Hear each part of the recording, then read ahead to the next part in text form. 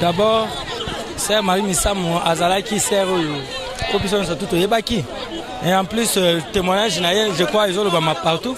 Batunion surtout, Bazolo Bayango, Azao Zalana, Moutunion sort, Abandon Solana, Moutunion surtout. C'est pour cela que Bissopé, Toye, et nous, le témoignage, c'est belé. Tous les qui n'aillent, Mingi a malam Wezali. Peut-être, une occasion, occasion bien se passer Meli.